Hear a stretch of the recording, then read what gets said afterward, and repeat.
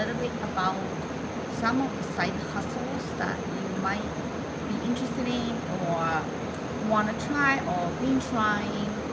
So I'm in Nashville right now, but I'm in Massachusetts usually. I'm here for my son's encampment, which is part of the Civil Air Patrol training. So anyways, I don't have a rental car and I've been using Lyft to go out to eat or sightsee. And it's been wonderful to have these options. And then as you may have used Uber or Lyft, I just wanted to break down a little bit about the difference as a driver and maybe as a user a little bit too. So I've been both doing Lyft, Uber, I've done Instacart, DoorDash, GrabHub. So I've done many car rides, Lyft almost 10 years, on and off, especially during the COVID. I did not do Lyft or Uber person. I did Uber Eats a lot and DoorDash during the COVID. And also, I just wanted to highlight some of the development of the Lyft, especially how the driver side looks like and then works. So when I started doing the Lyft about 10 years ago, Uber as well, when you pick up somebody as a driver that we did not see where the people are going to. So for instance, I picked up somebody and his destination was all the way to close to the borderline of Massachusetts and New Hampshire from Logan Airport. I'm like, what? So that was frustrating. And one time I picked up somebody and that person was like transgender, so them were trying to go to Connecticut. So I'm like, what happens is when you bring somebody to a far distance, you get paid on the way, but you don't get paid to go home. So if it's an hour ride and you get paid from Uber or Lyft, the hour back home, you don't get paid. So you need to consider if you get paid $40, however, you come home, you don't get paid. So that's $20, right? So anyways, hi from Bangladesh. Hi. So I don't know if Bangladesh has Uber or Lyft. It's as also a female driver, I've done so many rides, probably DoorDash, Uber Eats, over 2,000. So I'm absolutely experienced. And then I noticed so many differences over a decade of app development. One thing I really love about new feature on Lyft is called Women Plus Connect. So as a female driver, if you log in and go online, there's an option called Women Plus Connect, and I heard the passenger side don't have that option, but as a driver, what happens is when you turn that on, you can get both male female passengers. However, the rate of getting female passengers are higher, and I definitely felt that way. And also when I'm getting picked up, I have been matched with female drivers. So I've used Lyft as a passenger in Florida and as a passenger in Nashville, and I've had many female drivers pick me and my kids up, and I felt definitely safe and different. I am from Japan originally, but I live in America, and then this is Nashville, Tennessee right now. So anyways, I just wanted to break it down.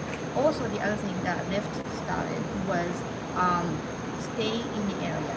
So before, when I started 10 years ago, we did not have that option as a driver. So again,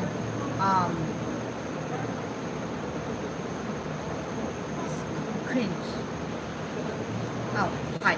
So anyways, um, so I just wanted to break down the new feature for a driver. If you don't want to go all the way to so far, you can stay within the area and then say 5 miles, 8 miles, but also you can change the dots to wherever the area that you're comfortable of. So you don't have to travel way too far. Also, another feature the Lyft has is to put the destination. So if you put your destination um, like as a home, and then you match with the passenger that are going to that direction.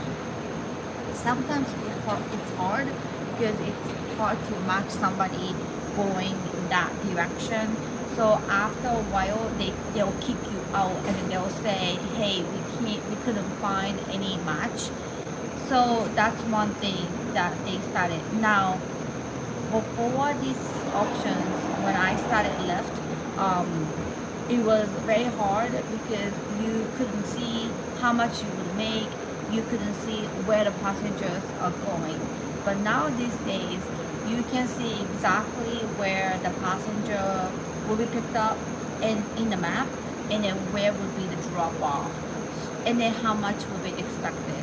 So the expected amount, for instance, will be the $5, and it's up to the passengers to give driver a tip. So it could be like $7. It could be $5 without tip.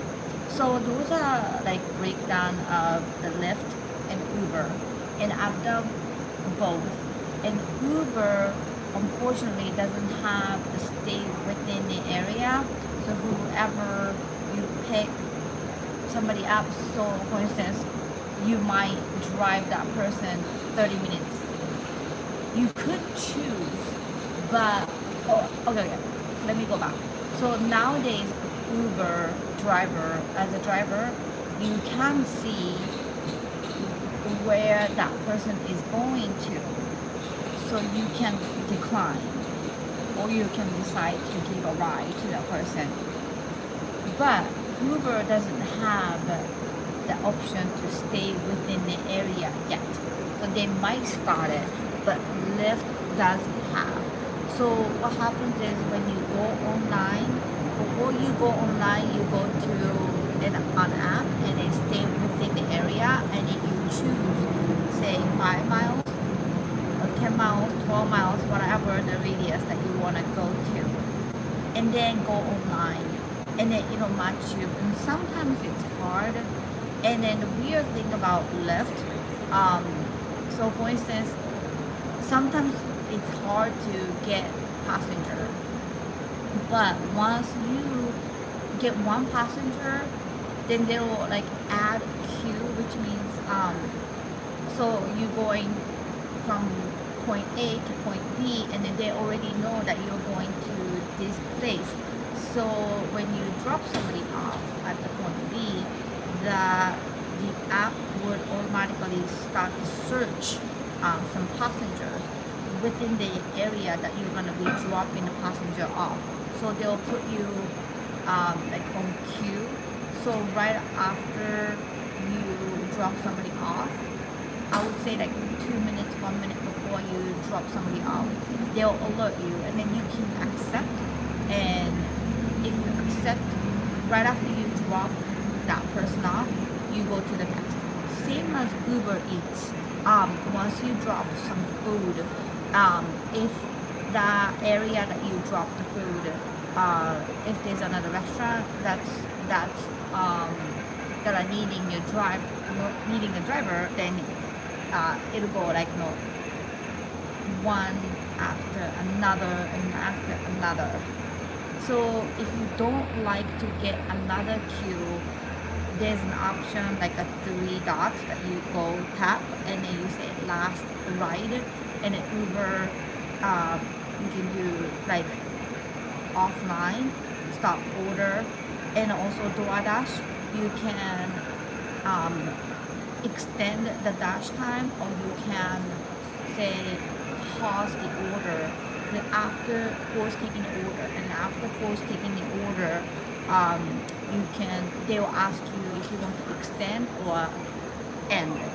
So I would say doing Uber Eats during the COVID, which I've done hundreds, were very easy because it was like a ghost town. Parking was super easy. People needed the food. I declared myself as essential worker, so that worked out really good. However, when it normalized, that parking was just a nightmare. So I completely stopped doing Uber Eats in the city. However, in the suburb, you can still park.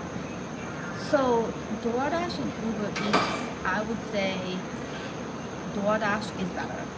However, DoorDash, you can only dash when the area is red as a driver.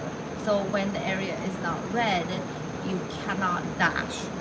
Uber Eats now started packaging and alongside with um, food delivery. So I've actually delivered some goods from say Petco, Bed Bath and Beyond. You just pick up the package and then drop it off, like Amazon, I would say. But also, what I don't like is sometimes or DoorDash ask you to shop, which I don't like because it takes time to go to say CVS. They give you this red card or maybe I think these days app, but you go in the store and they have to find candy, medicine, whatever the item, and you scan. And if you don't have that item, you have to contact the customer. And it takes time. So that's one thing. But when you are especially doing DoorDash, for instance, at night, obviously a lot of restaurants are closed. But there are there are 24/7 CVS that people order food, drinks, and different things. So when you are doing say overnight side hustle, try to find 24 hours open CVS and then turn on DoorDash app, and chances are they ask you to shop and then maybe a few items, random stuff, and then obviously leave at the door. And then Wendy's sometimes is opening at 1. There's one Dunkin' Donuts that's very close to it's like I'm trying to read it. Hi. Close to my house that is not secretly, but not like bright light like this, but open 24 hours that not so many people know of, but drive through. Somehow DoorDash gets freaking orders, so like 2 a.m., 3 a.m. from this 24 hours Dunkin' Donut, and it gets like busy. That's the only place. Is some people are maybe working overnight shift or maybe just hungry, like 1 in the morning, 2 in the morning. So that's very interesting. So I like DoorDash because unlike Uber Eats, DoorDash distance is very, very short. Probably the longest I've driven to deliver food is like maybe 15 minutes, 20 minutes, but no more than that. But the Uber Eats is crazy. One time I have to deliver sushi. I swear it was like 30-40 minutes drive. Have to get on Mass Pike, which is like a highway, all the way to Harvard, near Harvard University from suburb. When I drop the sushi, there's another sushi restaurant walking distance from the customer. So I'm like, dude, what are you doing? I'm like, why are you ordering sushi from 40 minutes away? Maybe Uber doesn't show, or maybe he doesn't work around. I have no idea. And sometimes, I swear, I only had this peanut like smoothie, one. drove half an hour. That's it. And the best part of DoorDash and Uber Eats, obviously, you think you don't have to deal with human being. I've done so many Lyft and Uber human beings, and before this Women Plus Connect, there are a lot of like honestly like Hyun, like turn off your app. One time, guy was trying to like climb over to a passenger seat on highway, and I had to like stop him by reporting him, and then he was just wasted, hammered. So those are the situations that I felt like not safe as a driver. But after I started like Women Plus Connect as an option as a female driver, like I feel a little bit safer, and then I feel like the customer service is much better, and then again the within the area is really good. I like DoorDash within these apps: Lyft, Uber, DoorDash, GrabHub, Instacart. I've done them all. GrabHub, I didn't get much order, and then the app was kind of hard to navigate. The letters were kind of tiny. The map was like really thin compared to DoorDash. And Instacart, pain in the neck, because like you go to like BJ's or Costco, and then if you don't have this like pork, if you don't have this product, you have to contact the customer and get approval to see if it's okay. However, DoorDash has shopping option, so if the missing item occurs, is always option to substitute without contacting the customer. So that saves so much time, because sometimes customers don't pick up the phone or doesn't reply you right away, so it slows you down. So I don't like it, and the Instacart sucked because you spend a lot of time shopping, and then when you deliver, sometimes people don't even tip people, and it's not worth it. So I kind of quit Instacart. Same as GrabHub. I just didn't get much of order.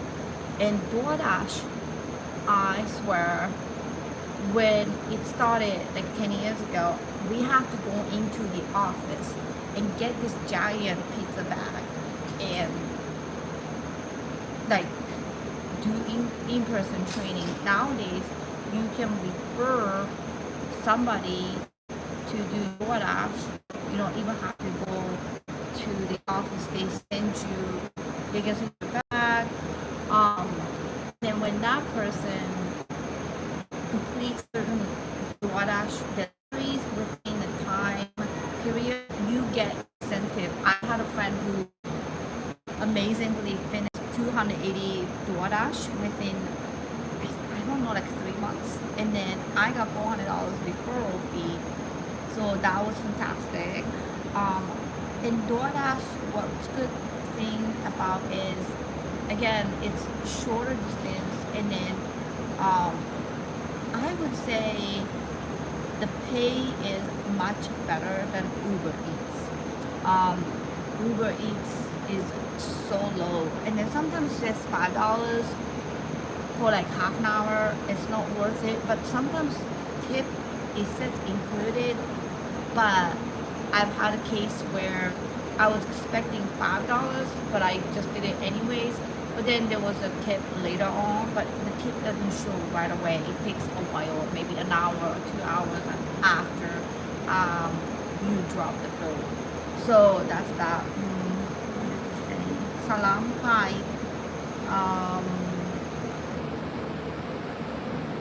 Speak in English. Yes. Okay.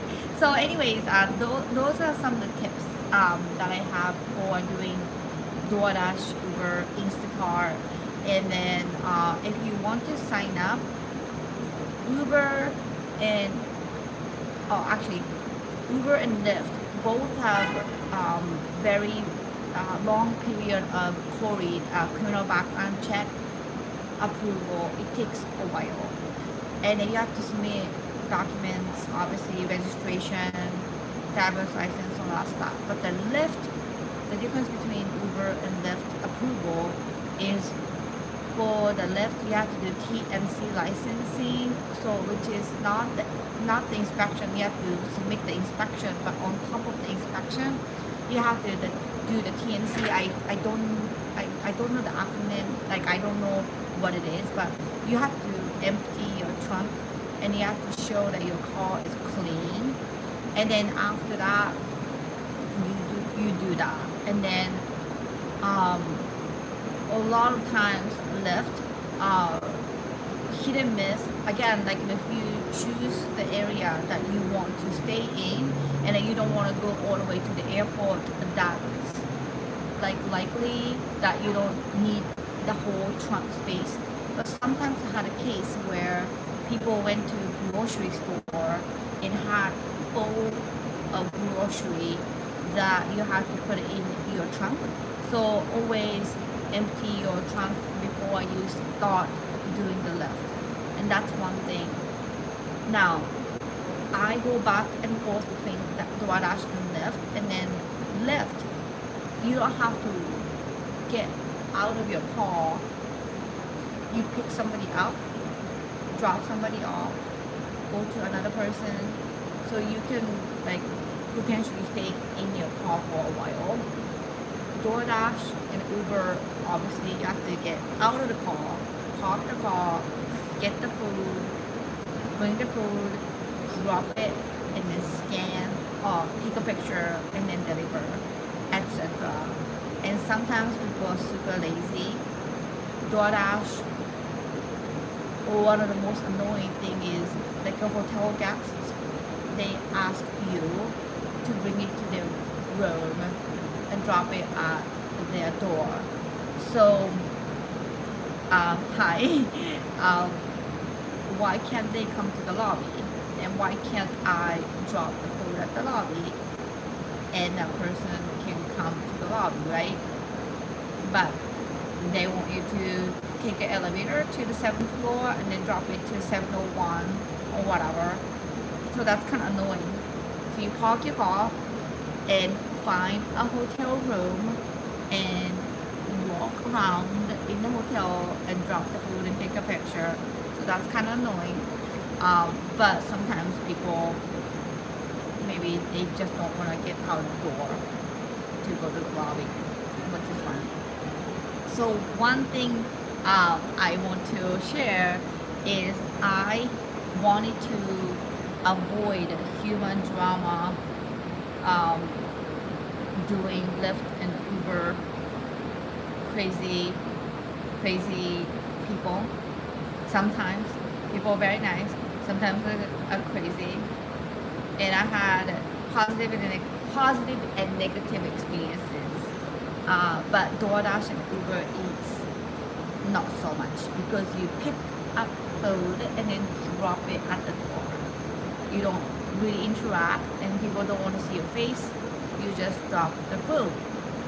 So I did not think I would encounter any of the human drama. However, one time, I swear, I got Dunkin' Donut order, and I was driving to the Dunkin' Donut, and when you take the order, the customer can call your phone through the third party. So usually it's like a California number, like 401 or something. So I knew right away it was from customer. I pick up the call and she said, "Excuse me, I think I have a favor. I think my boyfriend is cheating on me. When you deliver my Dunkin', will you tell me how many cars are parked?" So I'm like, yeah, this is not cheat dash. So anyways, I said no, and she canceled the order. So I wanted to avoid human drama, but I ended up encountering one. So it's it's been very interesting experience. But the good thing about these apps are whenever you have time, you can do it. Whenever you have um, even like 30 minutes, 40 minutes, you turn on an app and you make a couple of bucks. And if you're tired, um, you can just cut the app and you don't have to work anymore. I would say one day I was very committed to make, I don't know, $200 or something. And I did back and forth between Lyft and Uber in Boston. It was exhausting.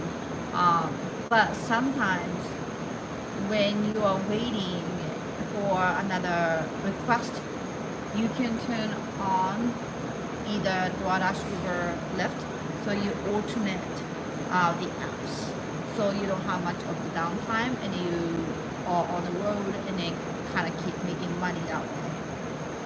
One quick tip is, say Christmas, Easter, like the holidays when the restaurants are like majority of them are closed.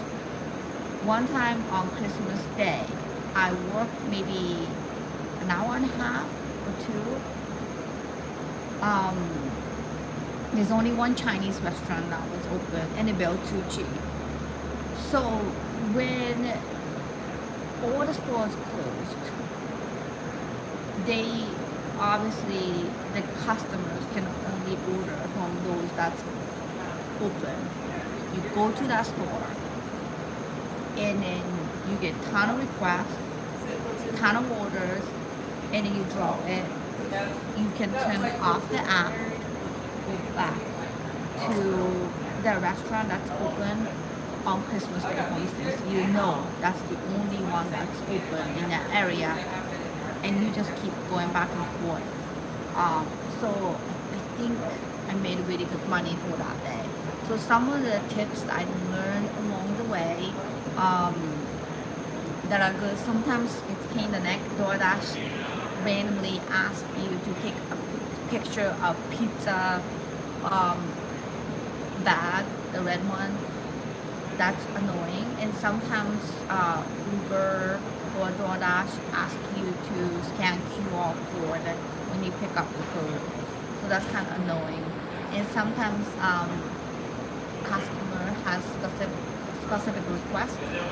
Sometimes they say hand it to me, and it gets kind of annoying. But sometimes when it happens, like hand it to me, sometimes they do have like $5 cash for you and say thank you. Or I've had case the customer had this rack of food, snacks and drinks, and it said thank you for delivery drivers.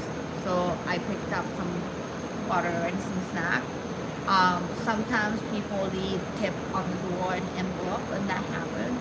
But mostly the tips are through the app of the DoorDash or Lyft or whatsoever. DoorDash has a rating, acceptance rating, which is kind of annoying. So if you keep hitting like decline after you say get like alert, and then if you don't accept or decline, your acceptance rate goes down. And I don't know what's the rate that you get kicked out from the app, but if you do like 3 or 4 times of decline, they will kick you out to do the DoorDash in that moment and dash again. So that's one thing. And if you deliver some food and then the area that you drop the food is not red, they'll ask you to go back to the area that's busy, which is kind of annoying. So those are tips. My friend reached to a highest level of DoorDash because he's done more than like 300 deliveries. And then once you do that, they'll send you, they'll give you the status that you can actually do catering delivery, which is new. So obviously you make more money in condensed time. time doing the catering big order, which hasn't happened to me yet. And also, if you level up on DoorDash, instead of waiting for the area to get red, you can start dashing anytime. So I would say DoorDash, depending on where you are, sometimes it's slow and it doesn't get red, so you cannot deliver food. But Uber Eats, again, they started packaging. They started Uber like green or something, grocery. So I would say wherever you are, Uber Eats has a lot of orders, but the pay is not so well, and then the distance is long, sometimes ridiculously like long compared to DoorDash. So those are pros and cons that I can think of. If you have any questions about doing Lyft, Uber, side hustle, let me know. So in Nashville, I mean right now, I think I've done maybe 10 different Lyft going very short distance because I have a daughter and it's been kind of hot. So it's kind of hard to walk a mile for her. I would have walked if it's just me. But anyways, I had a driver who had a little waters and candies in the back. It was very super cute. And sometimes the driver didn't speak English, but I speak Spanish a little bit, so I was able to communicate. I had several passengers that did not speak English but Spanish, but luckily I speak basic Spanish, so I was able to communicate. Some of the left funny story is I picked up this girl and then I said hi, and then she had earbuds, and then oh, I'm in my therapy session. So I'm like, oh my gosh. Then the whole ride she was talking to her therapist in my car, mainly about her ex-boyfriend. So I'm like, oh, wow, I just learned a lot about your life. And some people never want to talk to you. Some people are open to talk to you, and some people have cried in my car, just talking about life. Some people made me cry of sharing their story, happy tears, not like bad ones. So it's definitely interesting job, and you get to meet a lot of people in such short amount of time, and all sorts of different people. And I've actually learned a couple different people that are like really knowledgeable in certain areas.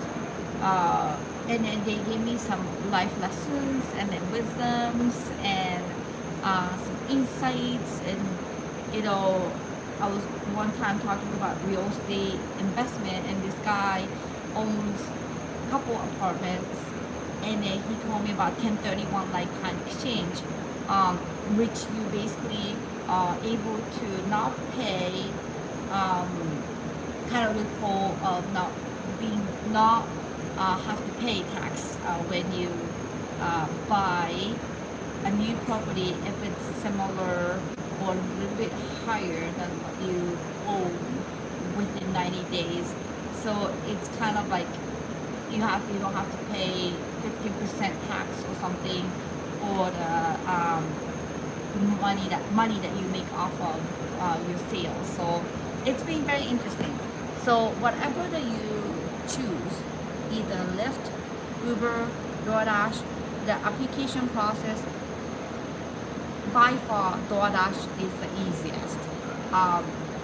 If you download DoorDash driver app, or if you have a friend who is doing the DoorDash, you can get the referral and you can start right away. I don't think there's any much of delay of you starting DoorDash today or tomorrow. You can rent a car and then do the DoorDash as well. However, I know Lyft has a rental options, but it's definitely expensive to rent a car. Um, and then I think Uber and Lyft, both of them, um, I would say 2 to 3 weeks until you get approved to be able to start to drive and make money. So I just wanted to share these different random apps that you can make money off of, side hustle. So hopefully this is helpful. And then if you have any feedback, if you are Lyft, DoorDash, Uber, Uber Eats driver, comment and then share some of your experience, especially if you have something very interesting, like some of my stories. So hope this is helpful, and then we'll see you next time.